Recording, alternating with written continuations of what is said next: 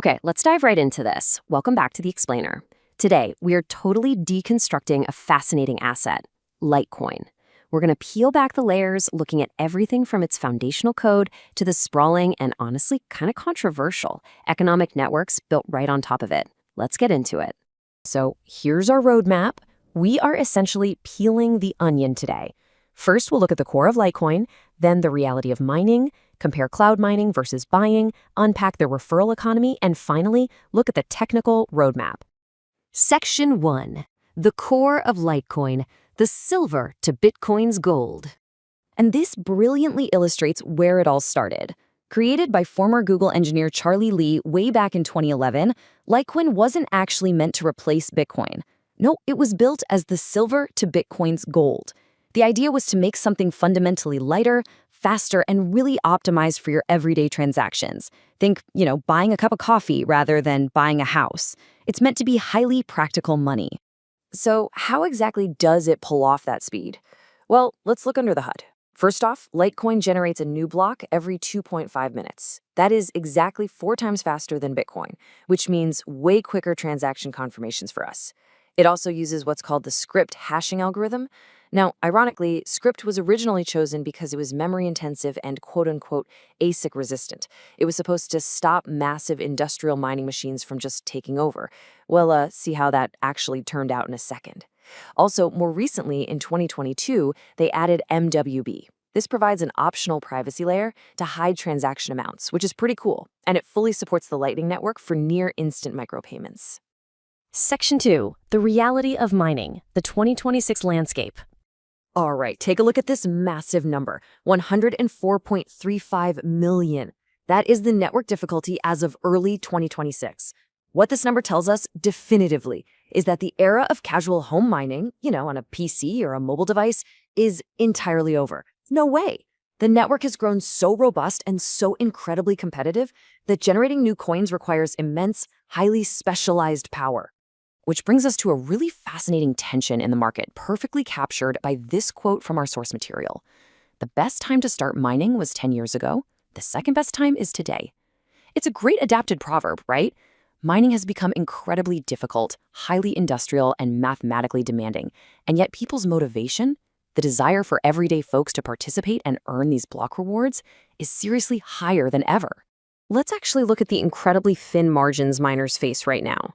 The total network hash rate sits at a staggering 2.1 to 2.7 petahashes per second. Remember how script was supposed to be ASIC resistant? Well, yeah, today, success requires the exact specialized, noisy industrial machines it originally tried to avoid. And perhaps the absolutely crucial point here, for this to even be profitable, your electricity costs typically must be under 8 cents per kilowatt hour. For most of us, our standard residential power bill completely fails this profitability test before we literally even plug a machine into the wall. Section 3. Cloud mining versus buying, evaluating the options. Now, what's really interesting about this slide is how cloud mining presents a fascinating workaround for everyday users. Basically, it allows you to earn LTC by renting a slice of a massive remote data center. So you avoid those steep upfront hardware costs, you keep those jet engine loud machines out of your living room, and you tap into industrial scale infrastructure built where energy, like hydro or solar, is cheapest. Plus, a lot of these platforms use something called merged mining. This means your rented hash power secures Litecoin and another coin simultaneously, giving you a dual income stream for the exact same electricity. Pretty clever, right?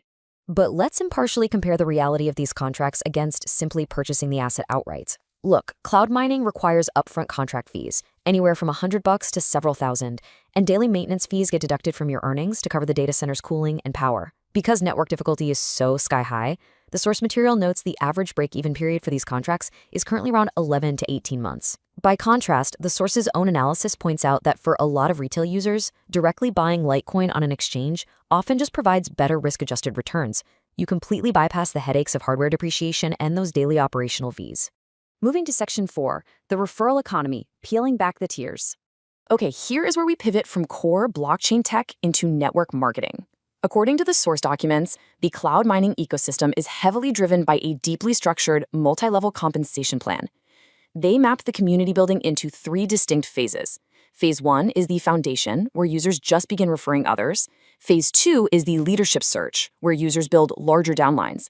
And finally, Phase 3 is described as the Financial Legacy phase, or the Diamond tier. This is characterized by highly aggressive financial language, promising wealth and stability for top referrers. Let's actually look at the math behind these claims. So the crucial point is that the sheer scale required to hit these advertised payouts is honestly staggering. This table outlines the specific ranks. Down at the bottom, rank A1 requires just 6 direct referrals for a $5 reward. But look up at the top.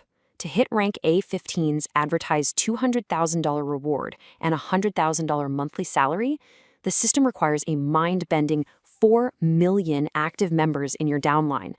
Now, we are purely reporting the mechanics laid out in the source here, but the absolute sheer volume of recruitment required for that is just extraordinary. Furthermore, the system actually includes internal mechanics designed to force continuous recruitment. A big one is called rank blockage.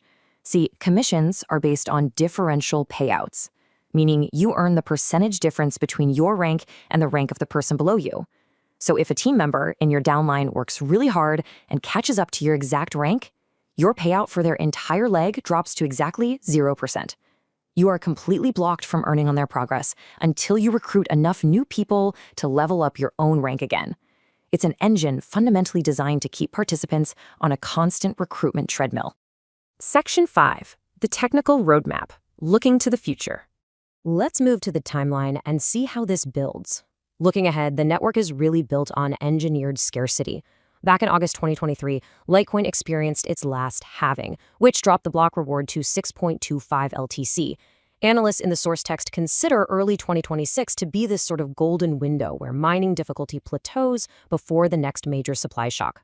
And that shock is coming for sure in July 2027, when the network will have again, drastically cutting the block reward down to just 3.125 LTC. But it's not just about scarcity, you know?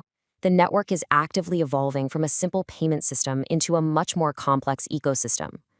The roadmap includes LITE-VM, which uses zero-knowledge rollups to finally bring smart contract functionality directly to Litecoin. That's a real game changer. We're also seeing the rise of LTC20 inscriptions, kind of similar to Bitcoin ordinals, which is driving up on-chain activity and, crucially, generating a lot more fee revenue for miners. Plus, institutional adoption is totally on the horizon, with major asset managers like ARK Invest officially filing for spot Litecoin ETFs. Which leaves us with this final, incredibly important question to ponder. We have this foundational technology moving rapidly towards smart contracts and institutional ETFs, but we also have an immense multi-tiered referral economy completely dependent on mining yields. So will the technological upgrades and fee revenue of Litecoin be enough to sustain literally millions of cloud mining participants when that block reward gets sliced in half in 2027? It is a fascinating tension between code, commerce, and community. That is all for today's explainer. Thank you so much for learning with me, and I highly encourage you to keep questioning how these complex systems really work beneath the surface. Catch you next time.